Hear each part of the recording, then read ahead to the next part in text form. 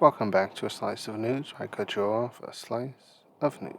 The conflict in Iran is going into its sixth week with no sign of any sort of ending. The president has made it clear that he has no real interest in any sort of peaceful resolution. He wants violence to show his American dominance over the region. At the start, the conflict was sold as something quick and easy. We would just go in, regime change, and we'd come back victorious.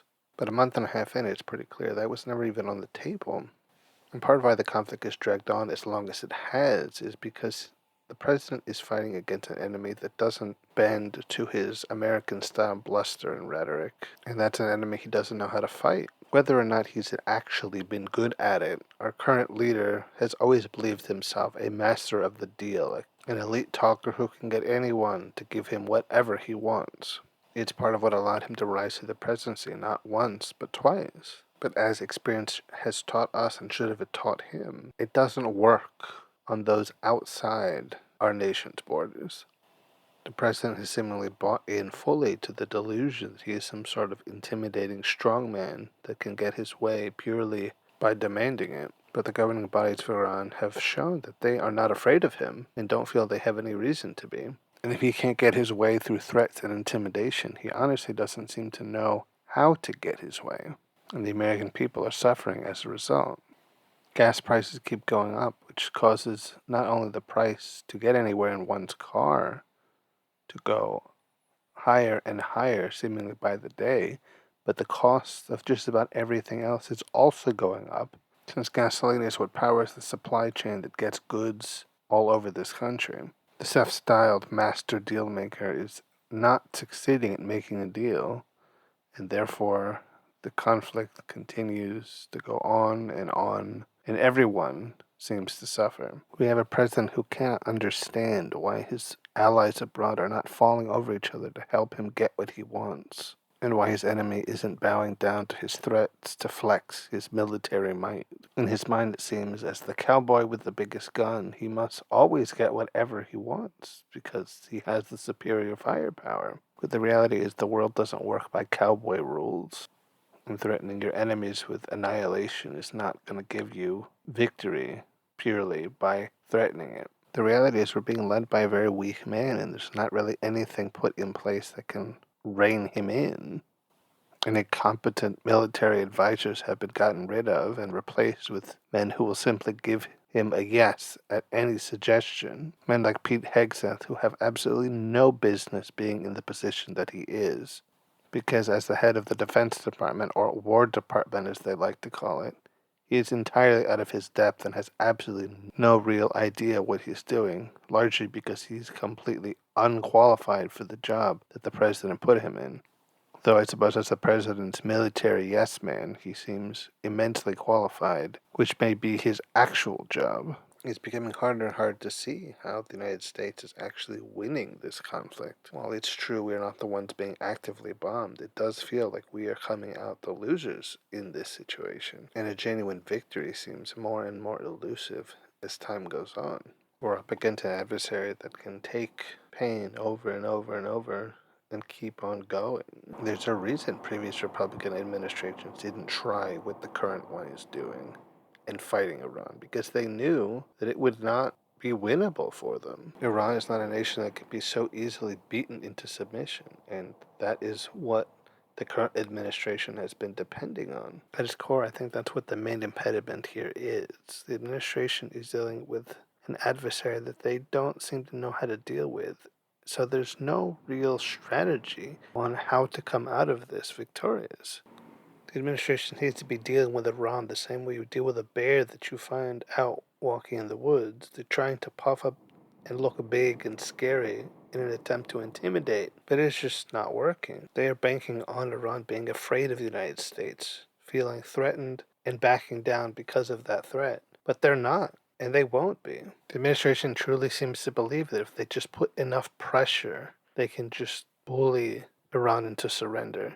And the idea that anyone would stand up to it and stand up to them seems almost inconceivable. To them, America is the hero, and the hero never loses. But the reality, of course, is that that could not be farther from the truth.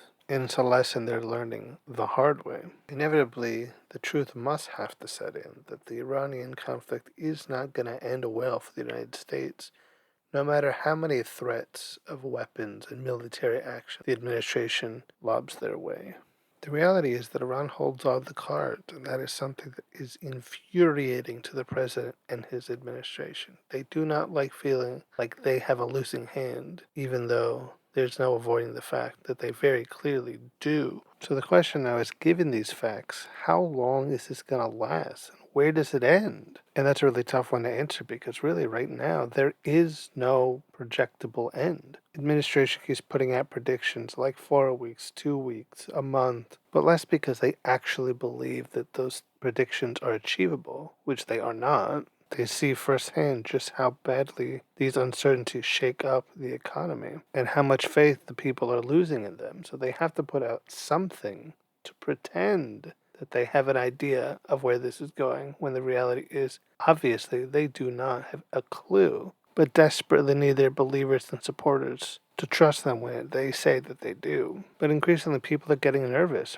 rightfully so. The longer this conflict goes, the harder it really is to envision a solid U.S. victory, and the administration cannot afford a humiliating defeat, not just in general, but also only a few months before midterm elections where the Republican Party is already looking at a sound defeat there. So a failure in Iran would only make potential voters less trustful of them and cost them even more in those elections. A loss in Iran would be a massive loss of political capital here at home. And they know it, so if they can't actually promise a real victory, they can at least project the confidence of one. And I think what's the most frustrating is the fact that for some it actually works. There have been so many people, if you look online, that honestly believe that the U.S. is on the path to victory in Iran, and that the higher ups in government and the military know what they're doing and can be trusted to win. A notion that seems to go contrary entirely to the actual reality that the rest of us are all experiencing. Total surrender by Iran is impossible. They simply will not do it, and all the posturing and rhetoric from the administration cannot change that fact. They cannot essentially wish victory into existence. Despite all this, though, it's not as if I don't want us to succeed and get out of this relatively unscathed. History has already taught us many times over the massive cost that comes from a prolonged conflict in that region, let alone, if it ever came to it, deployment of ground forces. The last thing I would want is the repeat of that. So I am in no way rooting for our failure, but this is yet another example of a conflict we should never have entered into in the first place. Now that we have, we need to find a way out that results in the least amount of long-term and collateral damage, both in the Mideast and here at home. I gain no enjoyment or pleasure by saying "I told you so" when I see how badly things have gotten and how bad they will continue to get as long as this conflict continues. There's realistically nothing to really have been gained by correctly calling that this conflict would not only go on far longer than was promised, but go far worse than was expected. That seemed like a sure bet even before the conflict began, because those who know the region and the history of that region knew that there was no possible way this was going to go the way the administration was saying it would. But steadfastly refusing to learn from history and past mistakes is something that the current administration has repeatedly refused to do. I guess to them, learning is something that is too woke, and they will not do something woke, no matter what. Honestly, it's been really hard to watch. It's kind of like watching a car crash, except for you're inside the car at the same time. You can see how bad things have gotten. You can see how bad things will be getting, with the realization that you are also a part of it, so that when things go really bad, you will be affected by that. And other than voting Republicans out during the midterms to weaken the administration's overall power going into 2027, there's not a whole lot the average citizen can really do about it other than helplessly watch as things get worse and worse and the conflict in Iran stretches longer and longer. But if that truly is the only recourse us average citizens have, then that's exactly what we must do. While the idea of forcing the president out of office and punishing for his numerous misdeeds is a nice fantasy. It largely is just a fantasy. It will never happen. So barring that, the only thing that we can do is use our power of voting to at least weaken his power until a real adult can come back into the room. With all the administration's calls for regime change in the Middle East, what we really need is regime change here at home.